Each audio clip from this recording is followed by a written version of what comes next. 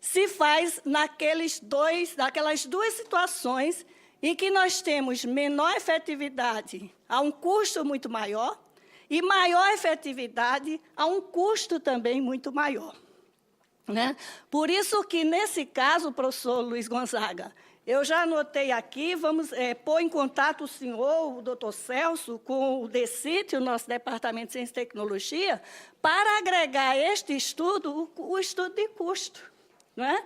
O estudo de custo, e não apenas ficar no estudo de resultado, fazer um estudo de custo-efetividade. Seria muito interessante e muito positivo para os doentes e para o país. Né? De uma maneira geral, as características das solicitações de incorporação que nós temos recebido e que recebemos é de novos registros ou novas medicações de medicamentos já registrados. Então, no caso da psoríase, muitos desses medicamentos têm uso em muitas outras doenças, não seriam só de psoríase. Né? A maioria não tem estudo de interação medicamentosa.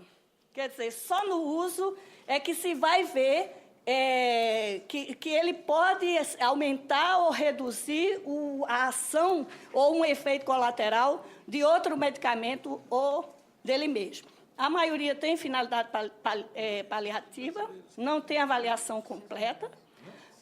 Todos os estudos são patrocinados pela indústria. Né? Todos os autores, praticamente, confessam conflito de interesses.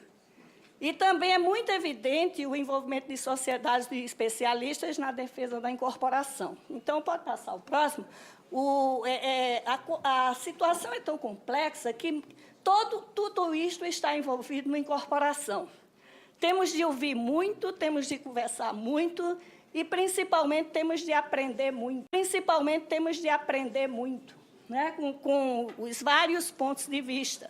Porque hoje, além de governo, indústria, fornecedor, instituição profissional de saúde, associação de doentes, nós temos ainda, agora, a participação cada vez mais presente do judiciário e do legislativo nessa discussão, o que é muito salutar. Né? Próximo, por favor. Então, fechando, o que nós temos são conflitos, não conflitos no mau sentido, não, conflito de informação, não é? Conflito de interesses mesmo, em que ciência, prescrição médica e assistência médica estão perdendo os seus limites e as suas definições.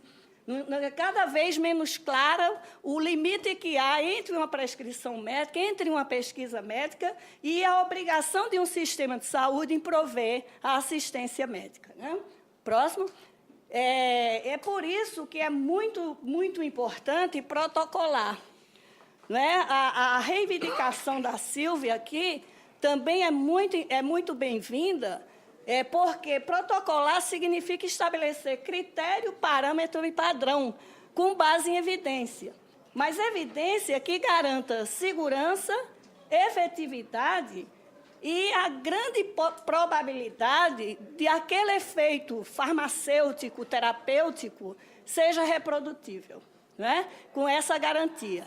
Protocolar não significa disponibilizar o que já existe, porque o que existe pode ser ou não eficaz e seguro. Né? Próximo. Então, o protocolo é importante, inclusive até para nós conhecermos o número de doentes que existem no país. Né? Porque eu me assusto, Sílvia, você dizer que tem 6 a 7 milhões de doentes. Eu gostaria muito... Assusto, Sílvia, você dizer que tem 6 a 7 milhões de doentes. Eu gostaria muito de saber esses cálculos. Né? Porque, por exemplo, no SUS, em 2009, nós fornecemos mais de 2,5 milhões comprimidos de medicamentos para psoríase no país. Né?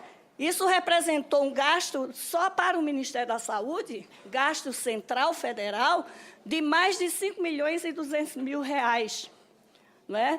Então, precisamos ver quais são as bases da sua estimativa, porque nós temos de entender de onde esse número vem. Se ele vem da extrapolação de um outro país para a população brasileira, que não pode ser comparada facilmente a nenhuma outra população, dada a nossa mistura, né, muito bem-vinda também, muito positiva como humanidade, né?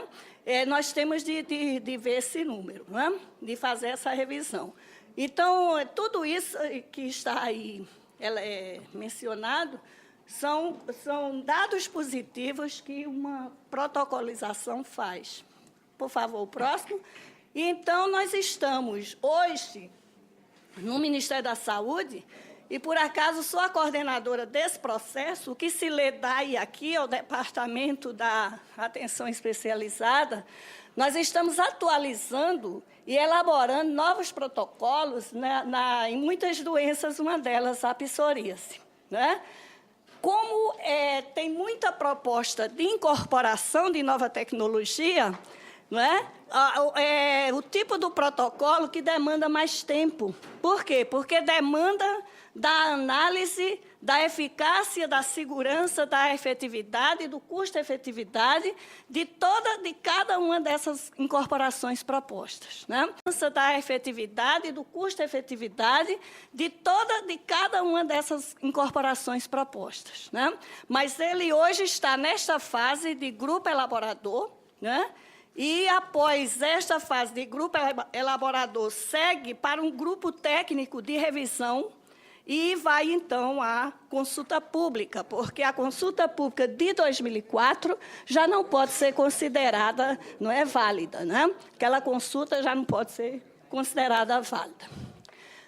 As outras participações ocorrem a partir das consultas públicas, até das próprias áreas técnicas do Ministério da Saúde.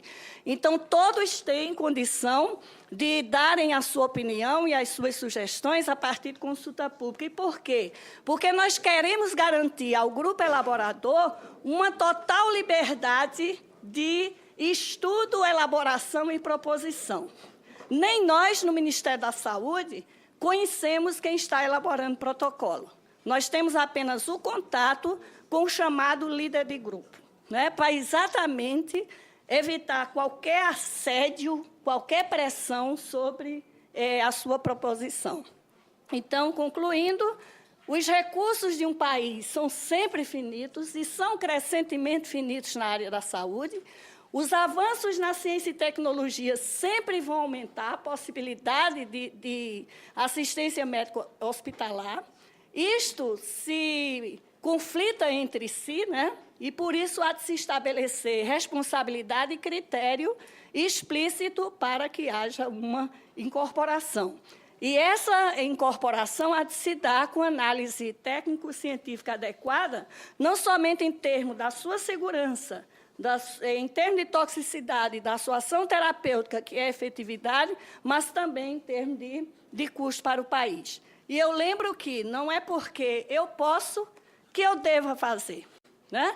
Existem no país, eu acredito, muitos e muitos produtos e insumos que não obrigatoriamente há de estar disponíveis na sua totalidade. Então, daí a importância de se ter muito claro o que se deve incorporar ou não, e, para isso, uma pesquisa bem conduzida, né, professor Luiz Gonzaga, professor Celso, eu até convido a que conversemos logo depois para poder dar um encaminhamento de uma pesquisa que vá além da eficácia do medicamento, que vá também para a efetividade e o seu custo-benefício. Obrigada. Obrigada também, doutora Maria Inês. Eu gostaria agora de passar a palavra ao senador Cícero Lucena, que foi um dos que assinaram, né? Requisitaram essa audiência. Então, com a palavra, Vossa Excelência. Obrigado, senadora Rosalva. Agradeço também ao senador Flávio Arnes, que, juntamente comigo, nos deu o prazer de assinar esse requerimento dessa audiência pública, em função de um contato, e os demais senadores aqui presentes, do contato que nós tivemos com a doutora Silvia, onde tive a oportunidade de conhecer, porque ainda não conheço, sou um leigo nesta área, mas de conhecer um pouco desse problema que, para mim, não parecia, embora eu tenha um pouquinho né? Principalmente quando do estresse, né? Eu tenho no rosto, é pouco, mas, consequentemente, independente de ser usuário, eu tenho que ter a preocupação como agente público e representante político. Então, eu gostaria de agradecer a presença de todos aqui, de Pernambuco, de São Paulo, né?